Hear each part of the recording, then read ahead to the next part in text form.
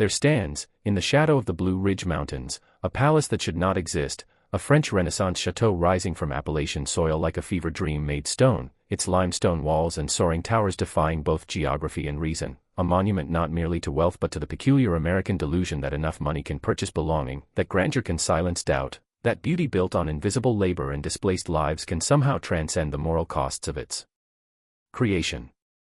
Christmas Eve, 1895, and snow falls on Asheville, North Carolina, dusting the turrets and gargoyles of what has just become America's largest private residence, 175,000 square feet of imported marble and Flemish tapestries and hand-carved walnut paneling, 250 rooms filled with treasures plucked from European estates and auction houses, 35 bedrooms awaiting guests who will never quite number enough to fill them, 43 bathrooms equipped with hot running water and electricity when most of the surrounding mountain families still carry water from wells and light their evenings with kerosene. And inside this impossible house, standing in a banquet hall beneath a barrel-vaulted ceiling 7 stories high, surrounded by 16th-century Flemish tapestries depicting the triumph of the 7 virtues, a young man named George Washington Vanderbilt II, 33 years old, slender and pale and quiet-voiced, welcomes his mother and siblings and closest friends to the dream he has spent 6 years and $6 million bringing to life, a dream that will consume him, define him, and ultimately prove too vast for any single fortune to sustain. But what secrets does this palace hold? What truths lie beneath the glittering surface of America's greatest Gilded Age mansion? What price was paid, and by whom, for this monument to ambition and aesthetic perfection? The Biltmore estate stands today as a testament to both the grandest aspirations and the darkest contradictions of American wealth, a fairy tale with the blood and sweat of invisible hands mixed into its mortar, a refuge that could not protect, a fortune that could not endure, a family legacy that would be systematically dismantled by time, economics, and the very excess that created it.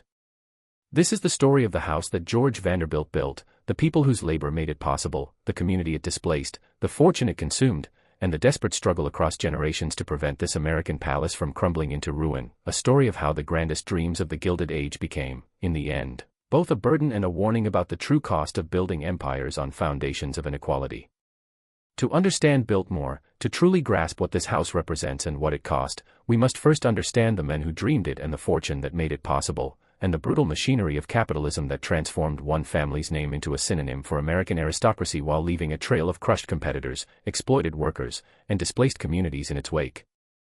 George Washington Vanderbilt II was born into wealth so vast it distorted reality itself, the youngest son of William Henry Vanderbilt, who had inherited the largest fortune in America from his father, Cornelius the Commodore Vanderbilt, a Staten Island farm boy who had clawed his way from operating a single ferry boat to controlling the nation's railroad and shipping industries through ruthless competition, strategic buyouts, stock manipulations, and a willingness to crush anyone who stood in his way. The Commodore, who at his death in 1877 left behind $100 million, more than was held in the United States Treasury at that time, more than 1% of the entire gross domestic product of the nation, a fortune built on practices that would today be called monopolistic, predatory, and in many cases illegal, but which in the unregulated free-for-all of 19th-century American capitalism were simply called business. The Commodore's wealth flowed from shipping routes where he undercut competitors until they paid him not to compete, from railroad lines where he manipulated stock prices and squeezed out rivals, from an empire built on the labor of immigrant workers paid starvation wages, firemen shoveling coal in 120-degree boiler rooms, brakemen coupling cars with their hands and losing fingers and limbs at rates that made railroad work one of the most dangerous occupations in America, conductors working 16-hour days 6 days a week for wages that barely fed their families, and the Commodore, who cared nothing for their suffering, who told critics who complained about his business practices that law, what do I care about law? Hain't I got the power, and who built his fortune on the principle that sentiment was weakness and competition was war. When William Henry Vanderbilt inherited this blood-stained empire, he doubled it in just 8 years, transforming $100 million into $200 million through equally ruthless expansion of the family's railroad holdings, consolidating lines, cutting wages, fighting unions, and famously declaring when questioned about the public interest that, the public be damned. A phrase that would become emblematic of Gilded Age excess and indifference to the common good, and it was into this world of staggering wealth and moral indifference that George Washington Vanderbilt II was born in 1862, the youngest of William Henry's 8 children, arriving into a family where money had already ceased to have meaning, where homes were palaces, where European nobility came calling, where the question was never whether something could be afforded but merely whether it could be imagined. But George was different from his siblings, different from the swaggering confidence of his older brothers who threw themselves into business and society with the certainty of those born to rule, different from his father who measured success in balance sheets and market dominance. George was sickly as a child, thin and pale, prone to mysterious ailments that kept him indoors while his brothers rode and hunted and played at being young titans of industry, a boy who found refuge in his father's library, in books and art and languages, who by the time he was a teenager could read fluently in 8 languages and had developed a collector's obsession with rare volumes and beautiful objects, who was described by relatives and acquaintances as slender, dark-haired, pale-complexioned, shy and introverted, with interests that ran to philosophy, books, and the collection of art. William Henry recognized that George was not cut from the same cloth as his other sons and made him his constant companion in his later years, taking him on grand tours of Europe, introducing him to art dealers and booksellers and auction houses, teaching him that wealth could be transformed into culture, that money could purchase not just comfort but beauty, not just power but taste. And George absorbed these lessons with the fervor of a true believer, spending his inheritance before he even received it in his imagination, planning the library he would build, the art collection he would assemble, the gardens he would create, dreaming not of business empire but of aesthetic perfection, of creating something that would stand as evidence that the Vanderbilt name meant more than railroad timetables and stock tickers, that it could represent culture and cultivation and refined sensibility. When William Henry Vanderbilt died in 1885, he left George approximately $10 million, a staggering sum, roughly $250 million in today's currency, enough to live in luxury for several lifetimes without touching the principal, but a fraction of what his older brothers received, and George knew with the certainty of those who have always been observers rather than participants that he would never be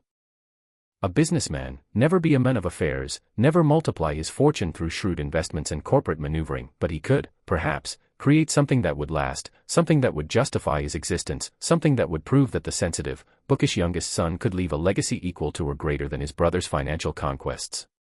In 1888, George Vanderbilt visited Asheville, North Carolina, a small mountain resort town that had become popular among wealthy Northerners seeking relief from summer heat and industrial smog, and standing on a ridge overlooking the French Broad River Valley with the Blue Ridge Mountains rolling to the horizon in every direction, he experienced what can only be called a vision. Here, in this unspoiled wilderness, he would create an estate unlike anything America had ever seen. Not merely a mansion but a complete world, a self-sustaining paradise of beauty and order, where forests would be scientifically managed, where gardens would rival those of Europe's greatest estates, where agriculture would be practiced according to the latest methods, where architecture and landscape would combine to create something transcendent, a place where he could live surrounded by beauty, where his collections would have a proper setting, where he could prove that American wealth could produce something more lasting than the gaudy marble palaces his siblings were erecting on Fifth Avenue. But George's dream, from its very inception, rested on a foundation of displacement and erasure that he either did not see or chose not to acknowledge, for the ridge where he stood and the valleys spreading below were not empty wilderness waiting to be improved by enlightened wealth, they were home to Appalachian farming families who had worked this land for generations, to timber cutters and their families, to scattered communities of freedmen who had settled in the mountains after the Civil War, including a thriving African-American community called Old Shiloh, centered around the Shiloh AME Zion Church, where approximately 28 black families owned their own land, farmed their own plots, raised their children in freedom on a ridge that offered both literal and metaphorical higher ground, a community of more than 100 individuals who had built something precious in the mountains, land ownership, self-sufficiency, a church, a sense of place and belonging that no money could truly purchase. George Vanderbilt wanted 125,000 acres, and he wanted them empty of people except those who served him, so he dispatched agents to purchase land quietly, offering prices that seemed generous to struggling mountain families who had no way of knowing what their land was truly worth to a man with millions, who had no leverage to negotiate with representatives of one of America's wealthiest families, who in many cases sold because they felt they had no choice when representatives of such power came calling, and parcel by parcel, farm by farm, the land was assembled, and when George Vanderbilt's agents came to Old Shiloh and offered to purchase the church and the surrounding properties for $1,000, the community that had fought so hard to establish themselves faced an impossible choice between accepting payment that would scatter them to the winds and resisting the desires of a Vanderbilt, which was no choice at all in the economic reality of 1889 America. The Old Shiloh community was relocated, their church building physically moved to the eastern edge of what became Biltmore Village, their cemetery moved with painstaking care, but their community as a coherent entity effectively destroyed, scattered, transformed from landowners to displaced people, their history becoming a footnote, their names largely lost to record. their role in building the very estate that replaced them unacknowledged for more than a century, and George Vanderbilt, who saw himself as a sensitive aesthete, who read philosophy and collected art and thought deeply about beauty, apparently never paused to consider what his dream was costing those who stood in its way, or if he did consider it, decided that the creation of his perfect world justified the destruction of theirs, that beauty and culture and proper land management according to scientific principles mattered more than the continuity of a community that had fought for every acre of their freedom. With the land secured and the people removed, George assembled the team that would transform his vision into reality, beginning with Richard Morris Hunt, America's premier architect, the first American to study at the École des Beaux-Arts in Paris, designer of the Metropolitan Museum of Art and the base of the Statue of Liberty and multiple Vanderbilt palaces, a man who understood that for families like the Vanderbilts, houses were not merely shelters but statements, declarations of taste and power and cultural superiority rendered in stone and steel. Hunt, who initially proposed a more modest colonial revival country house of 6,500 square feet but quickly understood that George wanted something far more ambitious, something that would rival the great chateaus of the Loire Valley, something that would announce that American wealth could match and exceed anything European nobility had created across centuries. And so Hunt designed a limestone palace inspired by three specific French chateaux, Blois, Chambord, and Chenonceau, a massive asymmetrical composition of steep slate roofs and limestone walls and soaring towers and elaborate chimneys and carved gargoyles and Gothic details, a building that would stretch almost 800 feet in length and stand 7 stories high in places, containing 250 rooms including 35 bedrooms and 43 bathrooms and an indoor swimming pool and a bowling alley and a banquet hall 72 feet long beneath a barrel-vaulted ceiling and a library that could hold 23,000 volumes and a winter garden with a glass roof and tropical plants and a basement that was itself larger than most American mansions, containing kitchens and sculleries and servants' dining halls and storage rooms and mechanical spaces and wine cellars and rooms whose functions the eventual tourists who would walk through the house could only guess at. To design the grounds, George hired Frederick Law Olmsted, the greatest landscape architect in American history, designer of Central Park and the grounds of the United States Capitol and countless urban parks and private estates, but Olmsted, who was now 66 years old and beginning to show signs of the mental decline that would eventually lead to his commitment to an asylum, but Olmsted who still possessed the vision to see what this mountain property could become, Olmsted who walked the land and recognized that much of it had been logged or farmed to exhaustion, that the soil was eroded and depleted, that this would not be like designing a park in a city but would require the restoration and management of an entire landscape, the creation of a managed forest on a scale never before attempted in America, the transformation of exhausted land into productive beauty, and Olmsted who told George that this project would require not just a landscape architect but a trained forester, leading George to hire Gifford Pinchot, a young man who had studied forestry in Europe and who would become the first American to practice forestry as a profession, and later Karl Schenk, a German forester who would establish the Biltmore Forest School, the first forestry school in America, making Biltmore the birthplace of American forestry even as it represented the ultimate expression of Gilded Age excess. In 1889, the work began, and the scale of it was staggering, a spur railway line built 3 miles from the Biltmore village depot to the construction site to transport the massive quantities of materials required, millions of bricks fired in kilns established on the property, Indiana. Limestone hand-carved by Italian stonemasons, oak and walnut and marble brought from around the world, steel framing fabricated in Pittsburgh, glass imported from Europe, tiles from Spain, tapestries from Flanders, a construction workforce that at its peak numbered approximately 1,000 men, plus 60 master stonemasons, an army of laborers who lived in temporary camps on the property, who worked 6 days a week in all weather, who raised this impossible palace stone by stone under the direction of foremen who drove them hard because George Vanderbilt wanted his house completed and cost was no object but time was precious, and these workers, who were they? They were local men grateful for employment that paid cash wages in a regional economy still recovering from the Civil War and the collapse of the Confederacy. They were skilled craftsmen recruited from northern cities. They were European immigrants fresh off ships who spoke little English but knew stone and wood and plaster. They were black laborers from the surrounding area including descendants of the displaced old Shiloh community who needed work and took jobs building the estate that had displaced their families, and they were men whose names mostly went unrecorded, whose photographs rarely appeared except as anonymous figures in construction progress images, whose injuries and occasional deaths were noted in construction logs but not in the newspapers or history books that would celebrate the genius of Hunt and the vision of Vanderbilt and the magnificence of the completed house. The construction of Biltmore House proceeded simultaneously with the transformation of the landscape, and both projects revealed the peculiar blindness of wealth that can see beauty but not exploitation, improvement but not displacement, order but not the violence required to impose it. Olmsted designed a 3-mile approach road that would reveal the house gradually through carefully orchestrated views, planting tens of thousands of trees and shrubs to create the illusion of natural wilderness, while actually exercising total control over every sightline and vista, creating a managed picturesque that erased all evidence of the previous occupants and users of the land, that presented George's estate as though it had always been there, as though the forests had always been healthy and scientifically managed, as though the pastoral beauty were natural rather than constructed through the displacement of people and the application of enormous capital and the constant labor of gardeners and foresters and maintenance workers who would be required in perpetuity to maintain the illusion of effortless perfection. Inside the rising house, the level of detail bordered on obsessive. Hunt designed not just the overall structure but carved mantels and doorways and staircases, specifying materials and finishes and hardware with the precision of a jeweler, creating rooms that were themselves works of art, spaces designed to house George's growing collections of paintings and sculptures and tapestries and rare books and furniture and decorative objects, rooms that would require constant climate control and maintenance and care, that would need servants to dust and polish and arrange, that would demand the invisible labor of dozens of people just to keep them clean and functional. But Hunt and George planned these service requirements into the house itself, creating a parallel world below stairs and behind walls, a network of service corridors and back staircases and servants' rooms that would allow the staff to move through the house like ghosts, appearing when needed and vanishing when their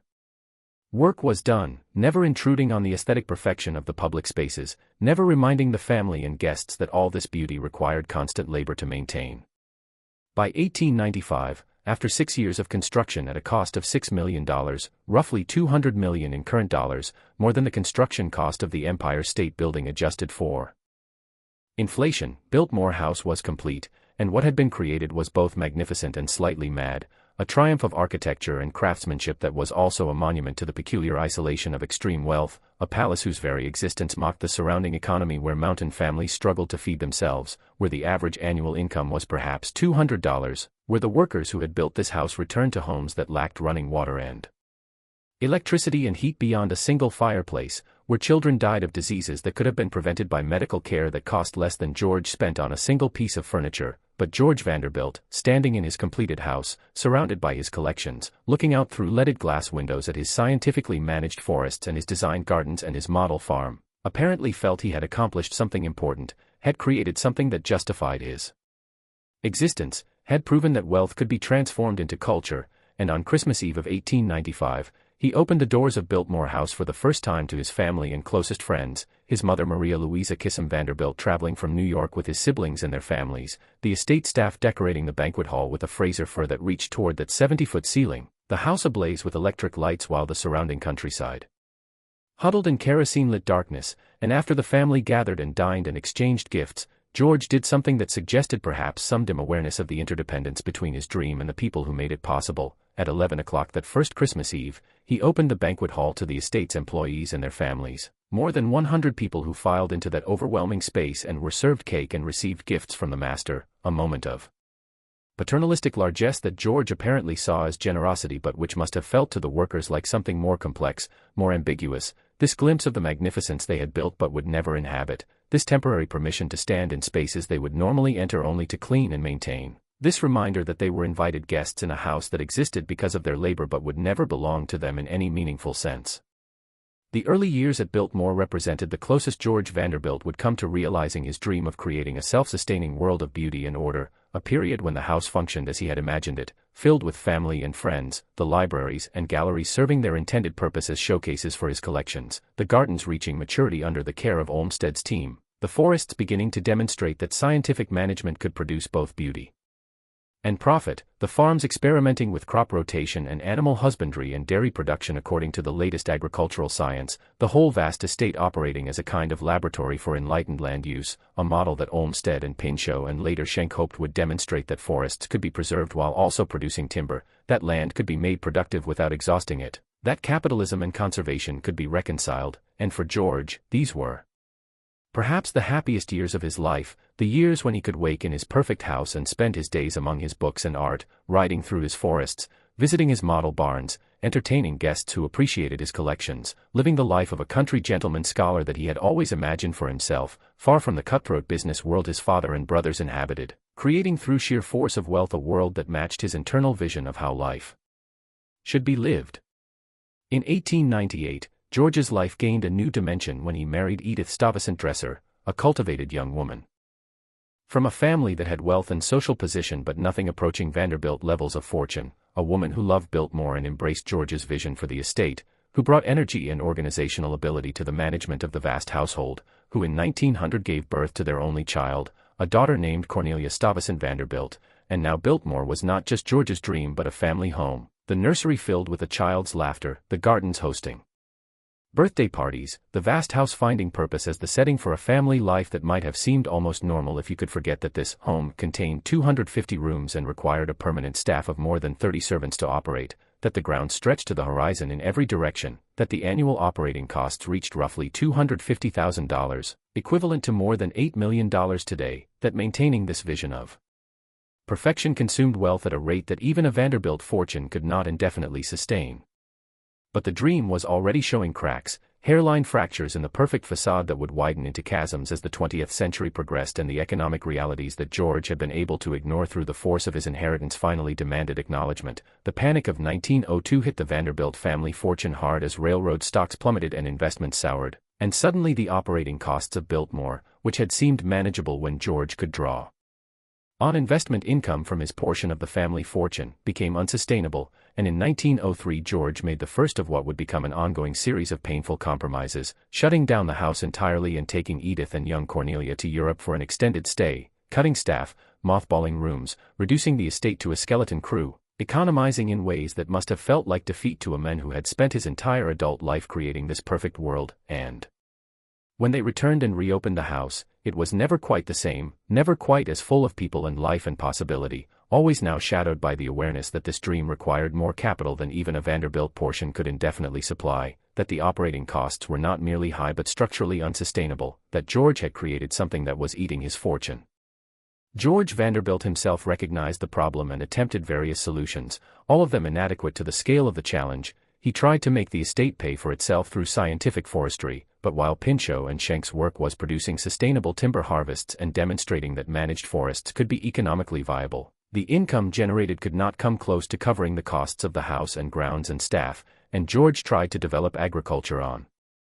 the estate, establishing a model dairy and farms that employed the latest methods, but again the income generated was trivial compared to the expenditures, and George tried to sell off timber rights and parcels of the more remote land, but these measures only slowed the hemorrhaging of his capital. They could not stop it, because the fundamental problem was that Biltmore House itself was not productive in any economic sense. It was purely consumptive, a monument that required constant infusions of capital to maintain, and George had built it at a scale that assumed his fortune was infinite, which it was not. In 1914, at age 51, George Washington Vanderbilt II died unexpectedly following an emergency appendectomy in Washington, D.C., his death sudden enough that he left behind an estate that was still magnificent but increasingly troubled, and his widow Edith found herself responsible for maintaining Biltmore on behalf of their daughter Cornelia, found herself confronting decisions that George had postponed or avoided, found herself becoming a pragmatic manager of a property that had been designed as a dream. Edith, who had less attachment to George's vision of perfection and more awareness of fiscal reality, Edith, who recognized that the estate was unsustainable at its current size and began the process of selling off land, fulfilling George's own previously expressed wish by selling approximately 87,000 acres of the Pisgah Forest holdings to the United States government for $5 per acre, $435,000 that was well below the land's true value but which served the dual purpose of generating needed capital and ensuring that the forests George and Olmsted and Pinchot had worked to preserve would be protected in perpetuity as part of what would become Pisgah National Forest, making this sale perhaps George's most lasting conservation legacy even though he did not live to see it. And Edith continued selling parcels for development, establishing what would become the town of Biltmore Forest, using the land itself as a resource to generate the capital needed to maintain the house and core estate, beginning the long process of dismantling George's dream in order to preserve what remained.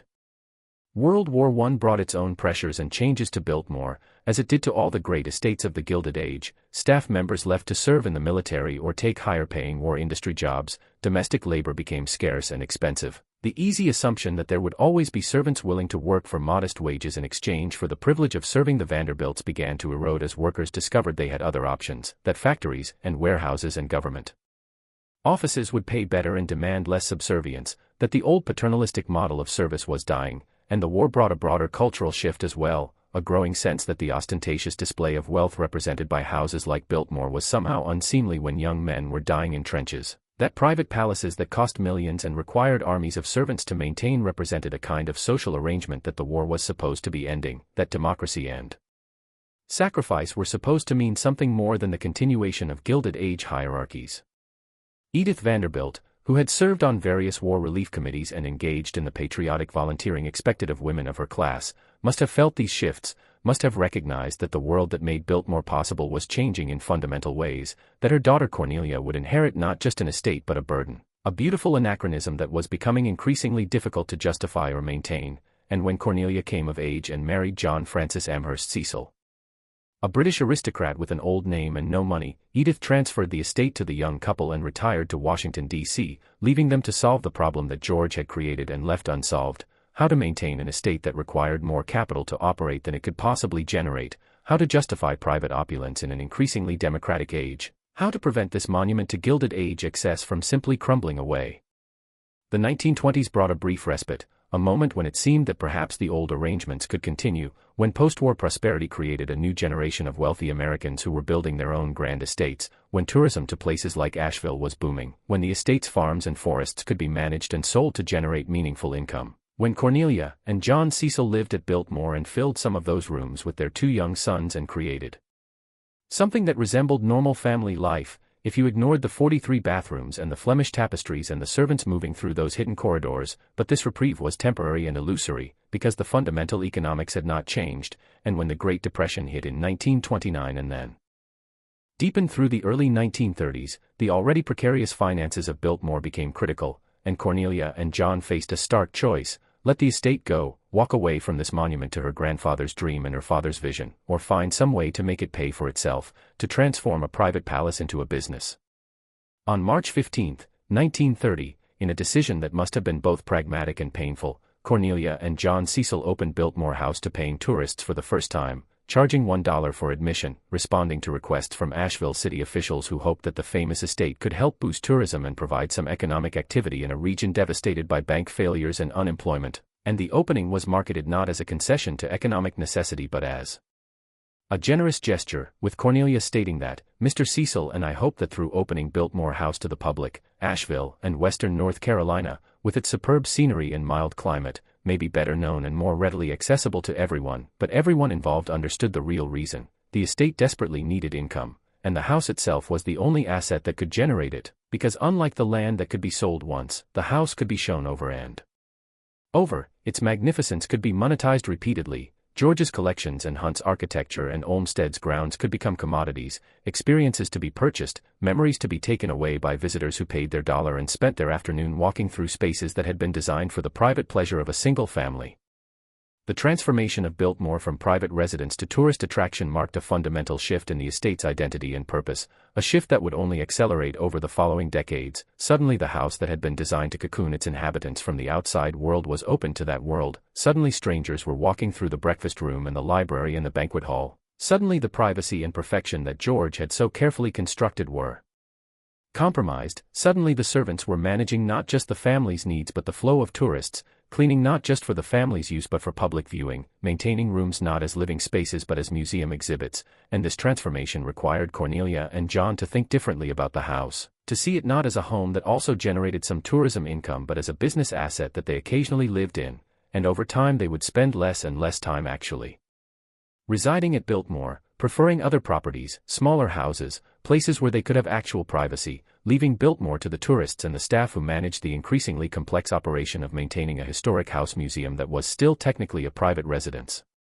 Between 1930 and 1941, Biltmore welcomed approximately 39,000 visitors, respectable numbers for a Depression-era tourist attraction but not nearly enough to cover the full costs of maintaining the estate. The admission fees helped, they prevented immediate catastrophe, but they did not solve the fundamental problem that operating costs exceeded all income by a substantial margin, and Cornelia and John continued to sell land parcels, continued to economize.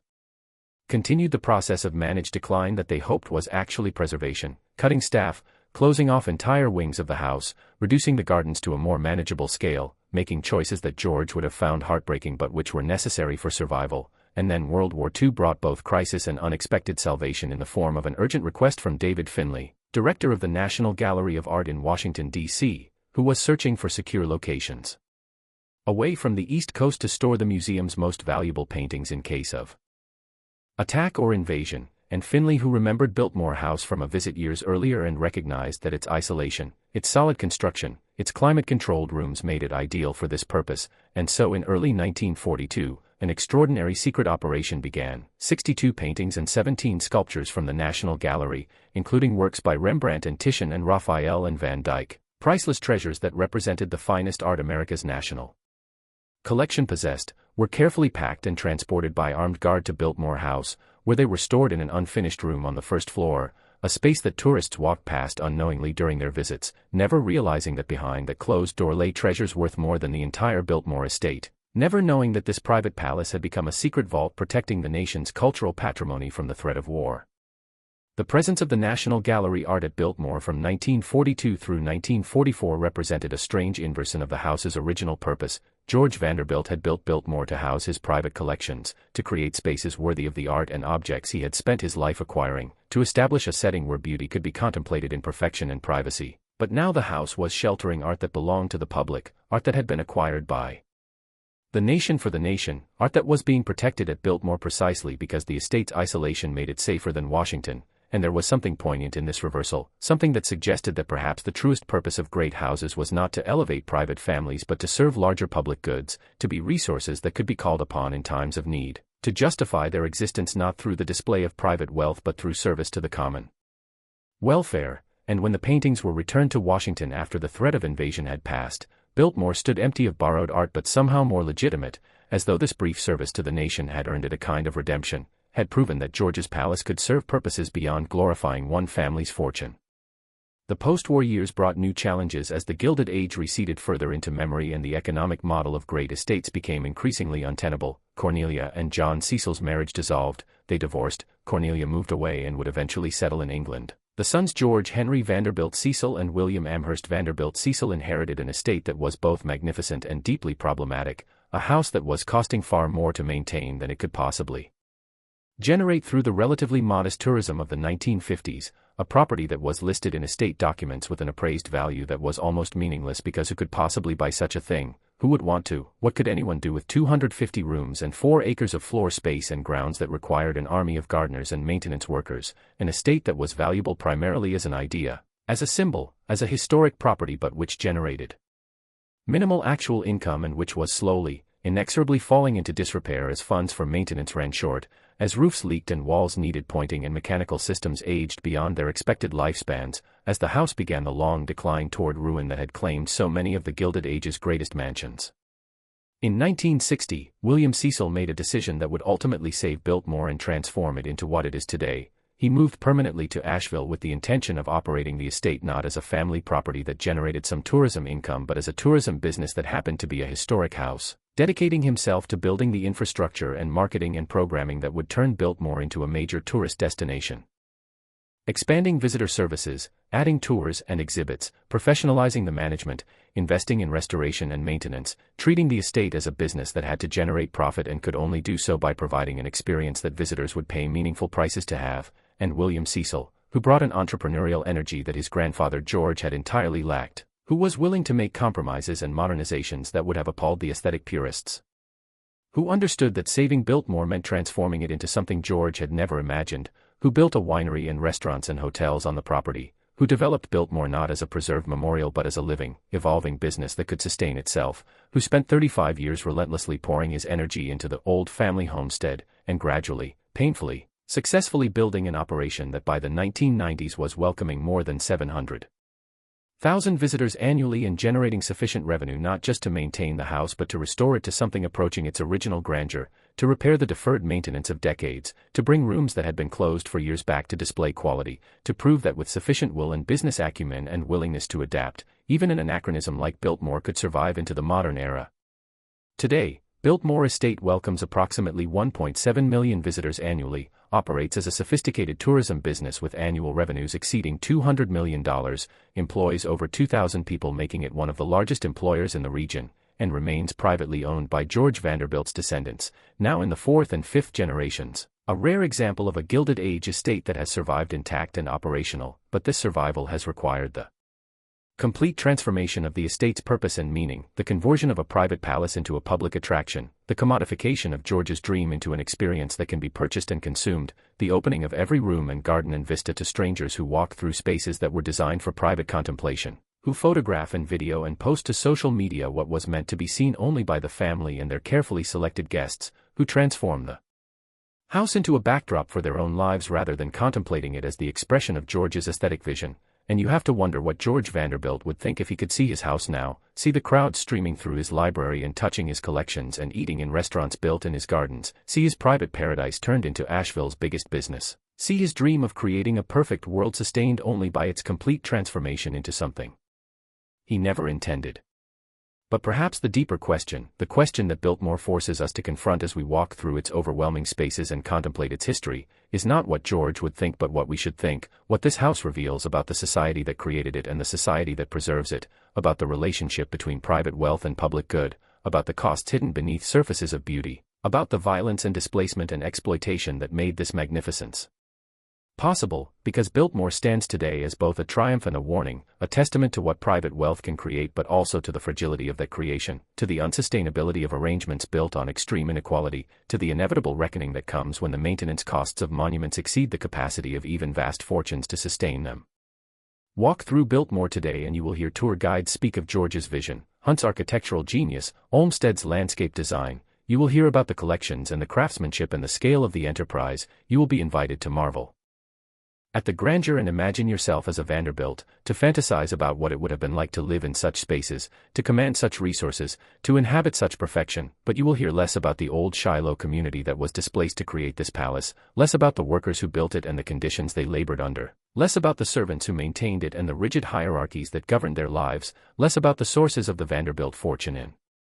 the monopolistic practices and labor exploitation that made the Commodore rich, less about the fundamental inequality that makes a house with 250 rooms for one family possible while families a few miles away live in homes with 2 rooms and no indoor plumbing, less about the costs that others paid for this beauty. The archives, when they were finally opened and studied systematically in recent decades, revealed some of these hidden stories. The records of servants who worked at Biltmore show that while George Vanderbilt paid wages that were higher than the regional standard, more than 30 people lived and worked in the house at any given time, inhabiting those fourth-floor servants' rooms that tourists now walk through with a kind of anthropological curiosity, rooms that were hot in summer and cold in winter, small and plain and almost cellular in their austerity, spaces that represented the profound gulf between the beauty of the public spaces and the utility of the service areas, between the lives of those who owned and those who served. And the records show that staff worked 6.5-day weeks, that they lived under strict rules governing their behavior and appearance and interactions, that they could be dismissed at will, that their lives were completely structured around the needs and schedules of the family, that they inhabited a world that was spatially intimate with the Vanderbilts. They handled their clothing, prepared their food, cleaned their most private spaces, but socially unbridgeable, separated by an inequality so profound that it shaped every interaction, every space, every moment of every day.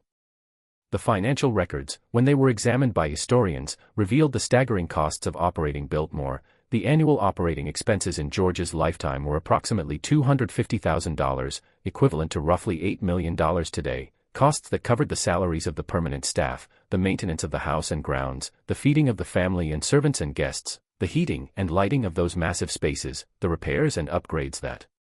a house of that scale constantly required, the agricultural operations and forestry management and all the subsidiary activities that George had imagined would make the estate self-sustaining but which in practice consumed far more than they produced. And set against these costs, George's income from his portion of the Vanderbilt fortune was substantial but not infinite, something in the range of $200,000 to $400,000 annually depending on how railroad stocks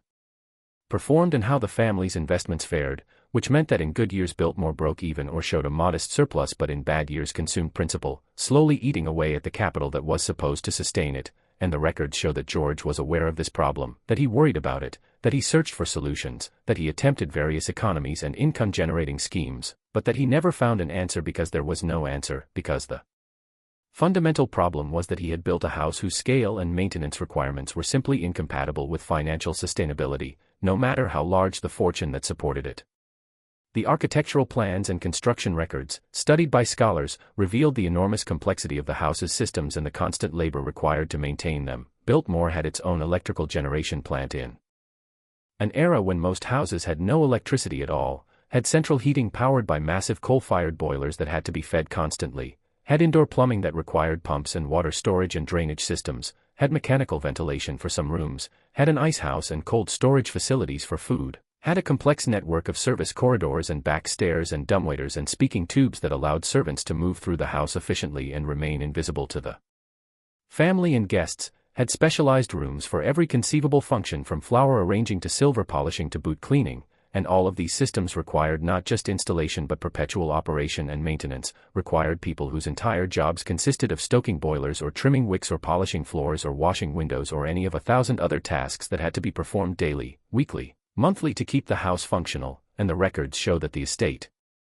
employed not just the 30-plus servants in the house but dozens more in the gardens and farms and forests, hundreds of people whose labor made George's vision possible but whose names and stories were not considered worth recording because they were functionaries, interchangeable parts in the great machine that maintained the illusion of effortless perfection. What emerges from these archival studies is a picture of Biltmore that complicates the fairy tale, that reveals the palace as a machine for converting wealth and labor into aesthetic experience, a machine that required constant inputs of both to maintain, a machine whose magnificence rested on foundations of inequality so profound that they shaped every brick and board, every garden path and forest trail, every moment of every day, and this picture forces uncomfortable questions about our relationship to Gilded Age estates, about what we celebrate when we visit them, about what we erase when we focus on architectural genius and family history and decorative arts to the exclusion of labor history and class analysis and the origins of the fortunes that made such places possible. Biltmore today occupies a peculiar position in American culture, serving as both a historical site and a wedding venue, an educational institution and a business, a memorial to the Vanderbilt family and a major tourist attraction, a preserved example of Gilded Age excess and a living, evolving enterprise that adapts to contemporary tastes and market demands, and in playing all these roles simultaneously, Biltmore reveals the deep ambivalence in American attitudes toward wealth and inequality. The simultaneous fascination and unease we feel when confronted with evidence of such extreme concentration of resources in private hands, the desire to both celebrate the achievements that wealth makes possible and critique the systems that produce such inequality. The house's influence extends far beyond the tourists who visit it. Biltmore has become a template for how old money is represented in American popular culture, its architecture and interiors serving as the visual shorthand for inherited wealth in countless films and television shows, its gardens and grounds providing the setting for fantasies of aristocratic life, its very existence proving that American plutocracy could rival European aristocracy in creating monuments to dynastic ambition, and yet this cultural influence rests on a profound misreading of what Biltmore actually represents, because the popular image of Biltmore is of a house that was successful, a dynasty that endured, a family that maintained its position across generations, when the actual history is one of financial struggle, forced adaptation, the gradual selling off of land and resources, the transformation of a private palace into a public business, the conversion of a dream into a commodity, the survival of the house only through the abandonment of almost everything George Vanderbilt intended it to be. There is a particular poignancy in visiting Biltmore's fourth floor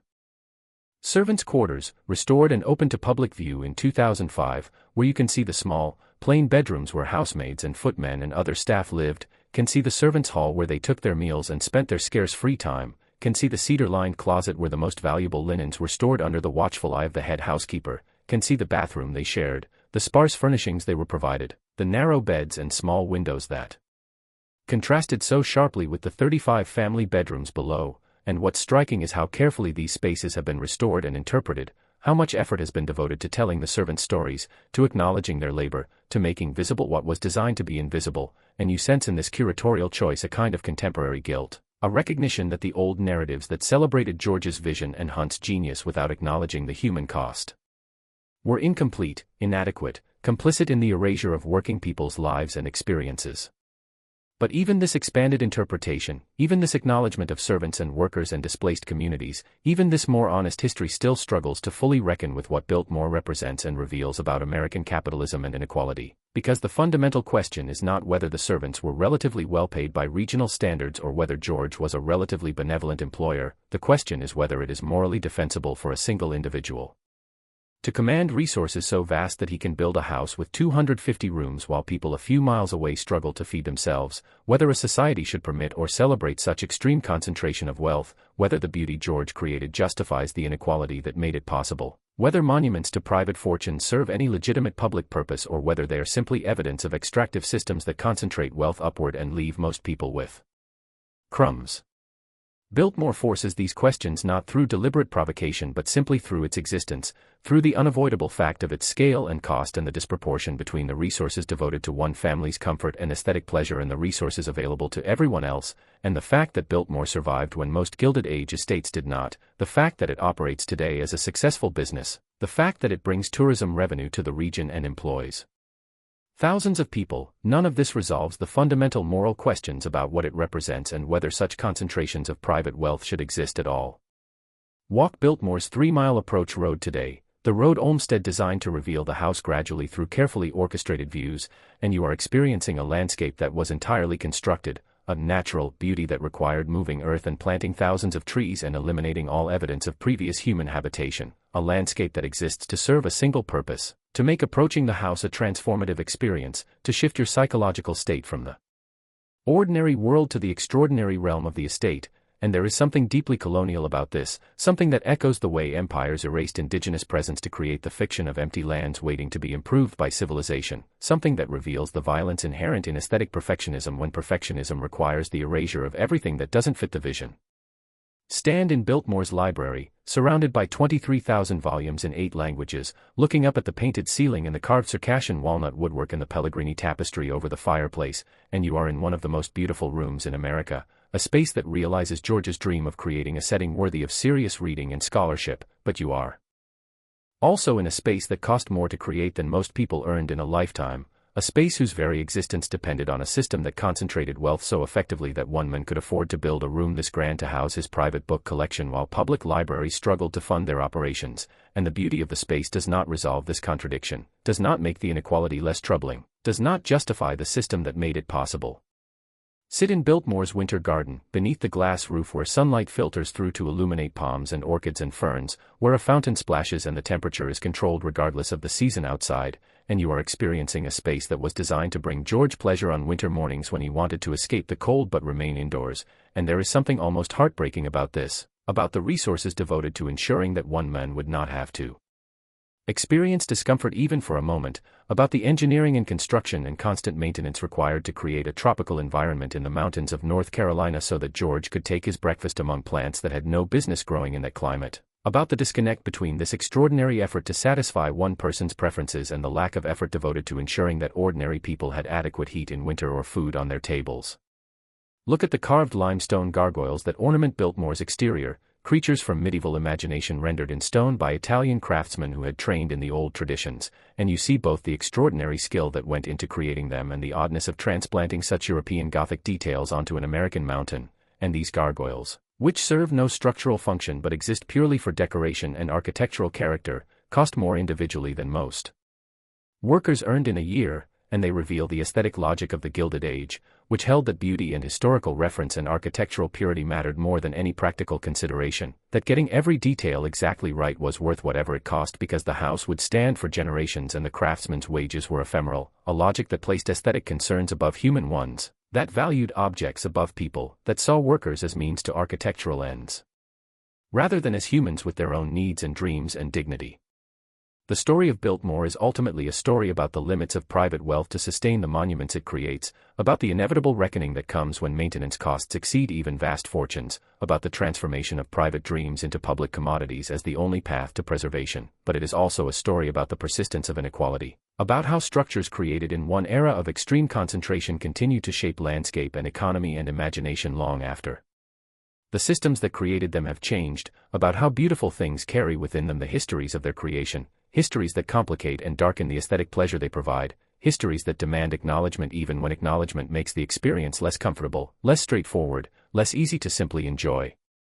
When George Vanderbilt stood on that ridge overlooking the French Broad River Valley in 1888 and conceived his dream of creating a perfect world, he could not have imagined that his palace would outlive his fortune, that maintaining it would require transforming it into something he never intended, that future generations would walk through his private spaces with cameras and smartphones, that his library would become a tourist photo opportunity, that his winter garden would host corporate events, that his perfect world would survive only by becoming public, commercial, adapted, changed, but perhaps he also could not have imagined, or chose not to acknowledge, that his dream rested on foundations of displacement and inequality, that creating his perfect world required destroying others' worlds, that his beauty depended on their labor, that his comfort required their service, that his privacy necessitated their invisibility. Biltmore stands today, magnificent and troubled, beautiful and problematic, a testament to both the greatest achievements and the deepest flaws of American capitalism, and walking through it, we are invited to marvel, to appreciate, to enjoy, but we are also invited, if we look closely and think deeply, to question, to critique, to recognize that this palace was built on systems that concentrated wealth upward and left most people struggling, that its beauty came at costs borne by people whose names we do not know, that its survival required the complete transformation of its purpose and meaning, that its existence raises questions about wealth and inequality and the proper relationship between private fortunes and public good that remain urgently relevant today. The house that George Washington Vanderbilt II built stands as evidence that even the largest private fortunes cannot indefinitely sustain the monuments they create, that the economics of extreme inequality are ultimately unsustainable, that Gilded Age dreams of private perfection required compromises with public reality to survive. But it also stands as evidence that Americans remain deeply ambivalent about wealth and inequality, that we simultaneously celebrate and critique the achievements of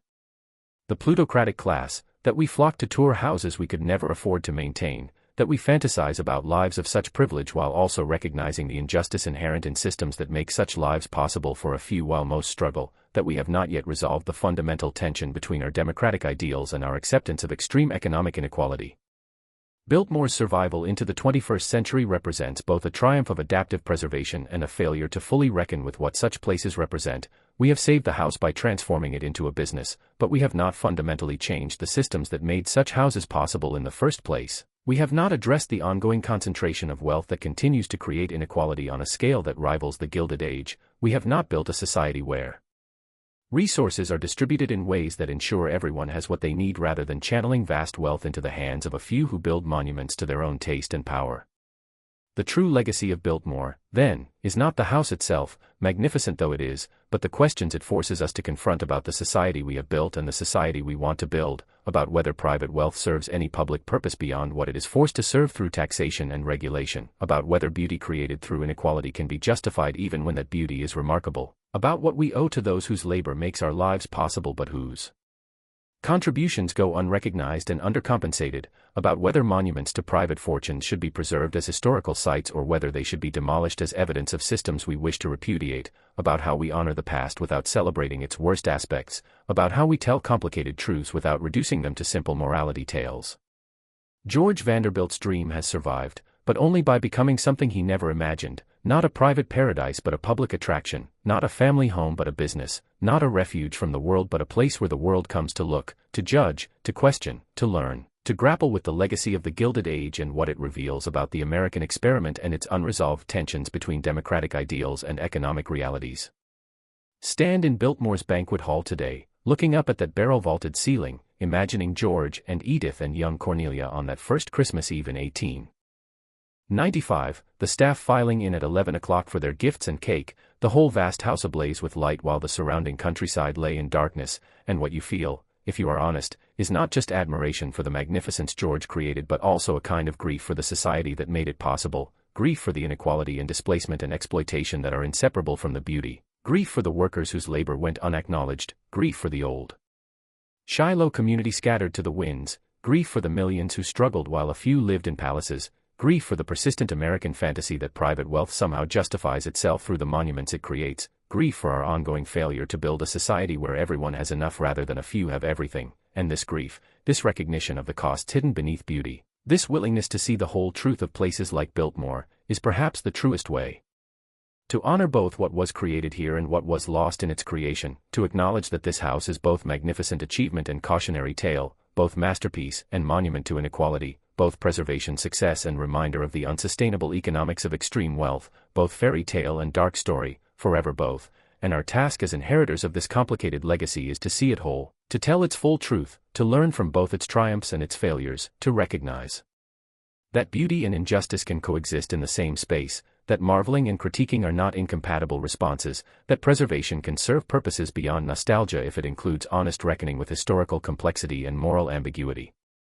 The palace endures, transformed but still magnificent, still capable of taking your breath away when you round that final curve of Olmsted's approach road and the house reveals itself in all its impossible grandeur, but it endures as evidence not of the inevitability of inequality but of its fragility, not as proof that private fortunes can create lasting monuments but as evidence that even the largest fortunes cannot sustain the dreams they build without transformation and compromise in public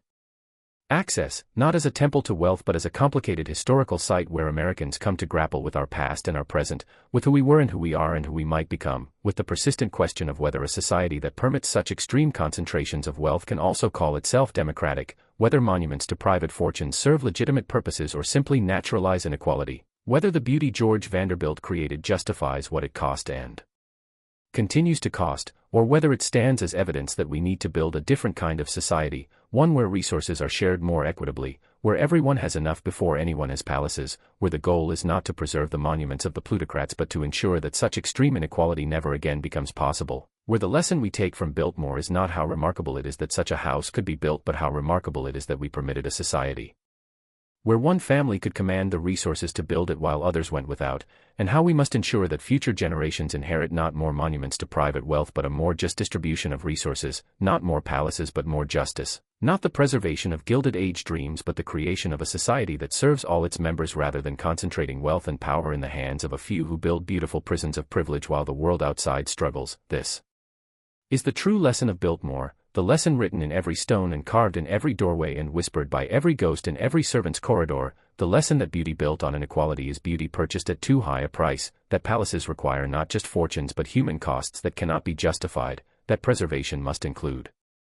honest accounting of those costs, that marveling must be accompanied by questioning, that the proper response to Biltmore is not simply to admire what George created but to ask why we permitted him to create it, what it cost, who paid, and whether we want to continue building a society that values private palaces more than public welfare, aesthetic perfection more than economic justice, the dreams of the wealthy more than the needs of everyone else, and in asking these questions, in refusing the easy narratives of genius and vision and achievement, in insisting on the full complicated truth, we honor not just what Biltmore is but what it could teach us if we let it, lessons about power and wealth and inequality and the unsustainability of systems built on exploitation. Lessons we desperately need to learn if we are to build a future different from the past that Biltmore so magnificently and troublingly embodies.